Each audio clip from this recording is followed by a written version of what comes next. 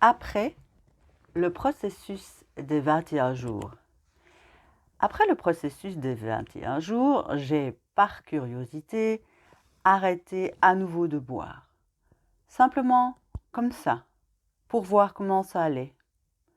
Mais de ce fait, j'ai un peu reperdu de poids et j'ai donc recommencé à boire.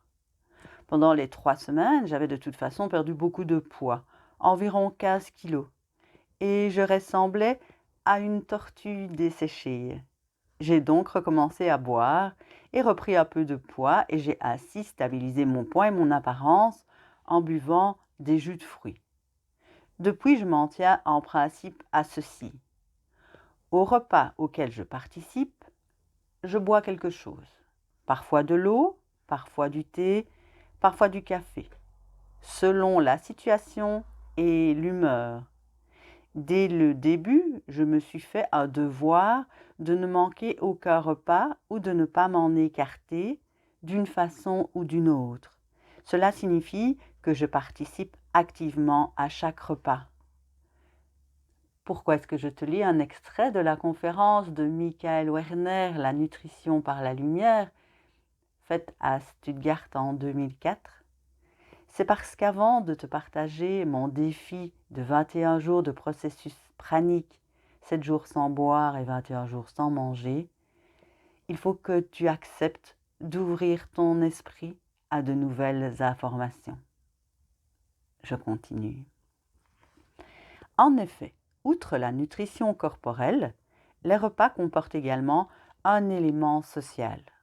On est assis côte à côte, on se sert pour ainsi dire dans le même plat, les enfants reviennent de l'école, veulent se libérer de leur stress et de leurs soucis, on partage ce que l'on a vécu et l'on échange.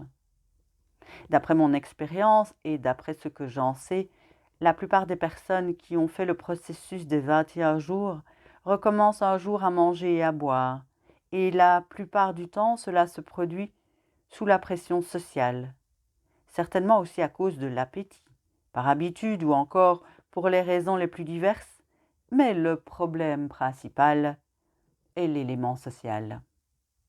Cette pression, je la ressens moi aussi toujours, même si depuis le temps, je sais naturellement déjà à l'avance, dans la plupart des situations, ce qui va se passer, et que dans ce contexte, j'ai fini par avoir la peau épaisse. Cela signifie que dans la vie sociale, la pratique de la nutrition par la lumière n'est pas du tout facile. À ce sujet, il faut encore insister sur le fait que chacun doit se sentir absolument libre. Ce n'est pas un problème de recommencer à manger, pas même au plan physiologique.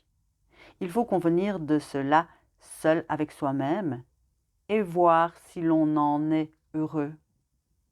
Par exemple, des bons amis ou ma mère me demandent souvent « Mais quand vas-tu donc recommencer à manger ?» Je ne peux que répondre « Je ne sais pas ». Car sur le moment, et après tout de même 3 ans sans manger, je ressens ma situation de telle façon que je me dis « Je serais vraiment bête de recommencer à manger, car je vais très bien, même mieux qu'avant. Et tant que je vais si bien, je ne mange pas. Peut-être qu'un jour je recommencerai à manger, mais à ce sujet, je n'ai absolument aucune idée arrêtée. »